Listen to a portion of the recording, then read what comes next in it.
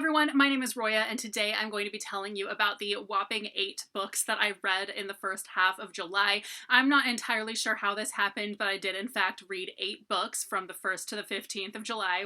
So I'm going to talk about each of them, mostly pretty quickly, but of course you guys know what's coming first because I've been talking about it nonstop. Winterlight by Kristen Britton. This is such an amazing book. This is the 7th book in the Green Rider series. It comes out in September, and I am so excited, and I loved it so much. I got this as an e-arc from NetGalley, and I am so stoked that I got to read it already. I think this is actually my favorite book in the series, which is saying something because I love the entire series. It's basically my favorite series, especially my favorite series that's still going. This book basically picks up right pretty soon after the previous one ended, in which the main character has, obviously almost died several times and been like tortured half to death and all this other stuff that went down in the previous book. So she's really grappling with some like PTSD and just all kinds of craziness, and right off the bat has to do a bunch of other stuff. She like really just can't catch a break at all,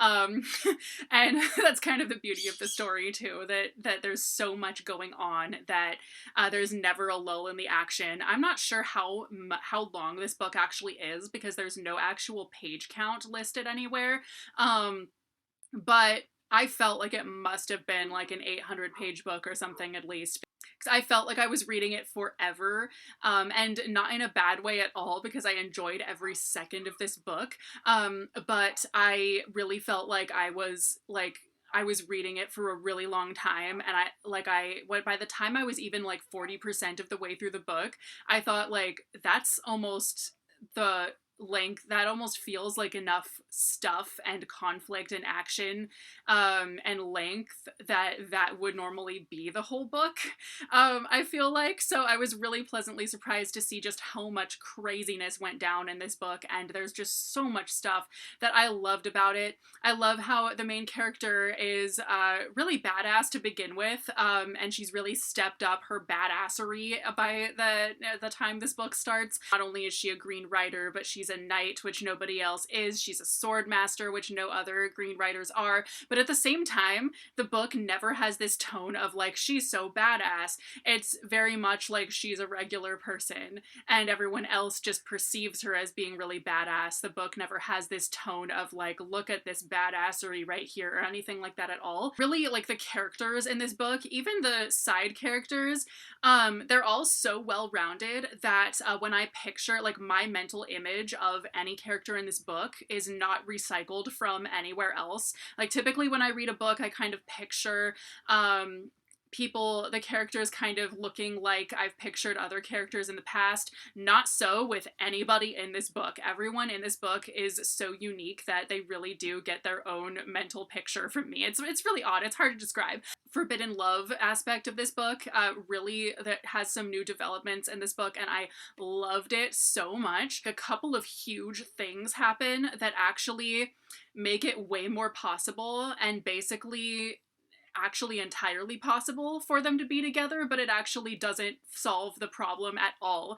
So by the time the book ends, you're left with this like, oh, they can be together, but actually can they though, like with everything else that's happening. I should also put it out there that no, the love interest's wife, the queen, does not die for that to happen at all, which I expected no less from such a well thought out book.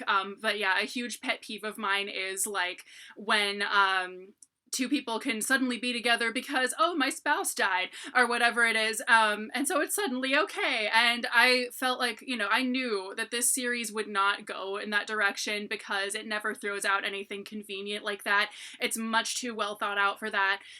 So I was very happy to see that I was correct, that definitely did not have to happen for these new developments to take place. So that made me really happy. So the whole book is just amazing, and this whole series is amazing. So if you're not reading the Green Rider series yet, please get on that. It's incredible.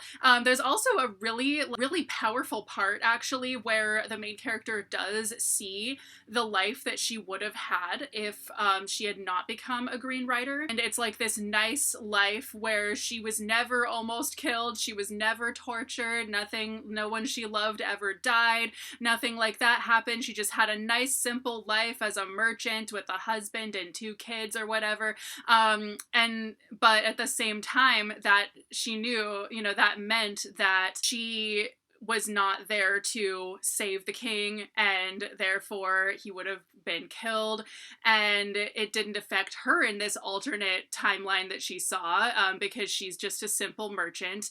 But she realizes when she when she comes back to herself and that wasn't real, she realizes that, of course, it's better to have led the life that she actually did live, where she was able to make things better and not just be like untouched, ignorant, untouched by the like political machinations of where it doesn't matter who the king is. I loved this book overall. It had so many good parts to it, and I just adore this series. So I also read The Bone Makers by Sarah Beth Durst. This is about 5 different heroes of the story who 25 years before the story took place defeated this villain, and then he has resurfaced 25 years later, and basically says that he's good now and all of that stuff. And they think like, well, not only was he supposed to have died, we literally saw him die, but also what is this act he's trying to pull off with how he's saying he's good now. And so they have to like prove that he's really still up to no good. And also I loved that. So there's a unique magic system involving like using bones from dead bodies for different things. Also, I love how the characters are middle-aged. I thought that was really great. They're like probably 50 almost, and they're still like out having adventures, doing cool stuff. And then also the villain, even though he feels very flat for much of the story, because you really just kind of hear more about what the villain did before, rather than see anything. Like, we don't get any flashbacks to before, so we don't really get to know the villain as someone that bad. We just see him kind of show up and be like, but I'm good now, I swear. But we do get to see kind of why he's doing the evil stuff that he's doing, why he's continuing to do that, and that he actually does have this like horrible backstory that happened to him. And you kind of think like, well, what's the difference really between good and evil? And I really loved that message. I thought it was really cool. So I really enjoyed this book. I also read The Bone Witch by Rin Chupeco. This is a book that I actually had heard mixed things about, so I wasn't sure if I was going to like it or not, and I ended up really liking it. I thought it was very clever. It's basically about a girl who accidentally brings her brother back from the dead, and so she realizes that she has basically necromancer powers almost. And so the magic system, there are actually several magic systems in it that are really clever, and throughout the whole setting, everybody wears their heart in a glass necklace type of thing. So that's really interesting to me. And I thought the whole setting was really unique, and I really liked it. And then I also read American Royals, which is basically an alternate history type of thing, in which George Washington became king instead of president. So fast forward to today, his descendants are still the people ruling the United States, as like a royal family. And it basically follows the teenage children who are in line to be like the heir and other stuff, and then and kind of just all the stuff that goes on there. And so I really enjoyed the way that this book breaks the fourth wall. It kind of there are so many little asides with both dialogue and kind of the different characters' internal monologue that like, well, if people could vote, that would just invite like people, corrupt people to try to run and blah blah blah. And I'm thinking like, y'all think? Stuff like that. So it's just really funny. It just really did that type of thing in a very amusing way that I really enjoyed. Also, it really shows how freaking ridiculous it is that monarchies have ever put that much responsibility on teenagers to like be an heir and rule a kingdom and stuff like that. And another thing I really liked about this book as well is that the villain, who is just an absolutely vile girl, she's so superficial and so petty and like, wow, like damn chick, like you need to get a life. Really, the book never lets you forget that she's also just an 18-year-old girl who just had asshole parents who were never a voice of reason for her or anything. So you kind of get the sense that like really she shouldn't be like this. She's just a product of her environment, basically. Like she's not really to blame at all. Even though she's like a horrible, horrible villain, all of that. So I really, really liked this book. I thought it was really interesting. Then I also read Rainbow in the Dark, which is the memoir of Ronnie James Dio, badass metal singer who's been in like a bunch of things. He was in Black Sabbath at one point, like all of that other stuff, but of course he's best known for his own band Dio, and he's a badass. So anyway, so he died about a decade ago, and he actually wrote this before he died, and it was eventually kind of put together by his wife. And now it's coming out this month, actually, so keep your eye out for it. I got it as an ARC on NetGalley. It was actually my first audiobook on NetGalley, which was kind of interesting. They like only had it on audio, and I happened to be doing mindless repetitive tasks at work that day, so I read the whole thing in one day. I'm obviously a Dio fan, but I'm not the type of fan that knows every little thing, like I am with Nightwish. So it was really fascinating to me to kind of see how he really like, you know, he actually started by playing the horn, and then oops, they needed a bass player, so he started playing bass, and oops, they needed a singer, so he started singing, and kind of how he got his start and started doing the stuff that he did. And it's really fascinating. It's a really, really interesting story of a very influential individual, and I absolutely love this book. The Weird Sisters by Eleanor Brown is a literary fiction book about three sisters who are all kind of going through different things in their family and whatnot, and I thought it was kind of an interesting book, but overall it was kind of just okay. I think the thing that I liked the least about it was the narration style, because it was told in first person, but as a like we blah blah blah, and so it was told as if like it didn't alternate points of view at all. It very much just kind of gave the same voice to all three of them. There were times when like one of them knew something and I just like thought that the others did too, and it didn't become clear that like the others didn't until later in the story because of the we.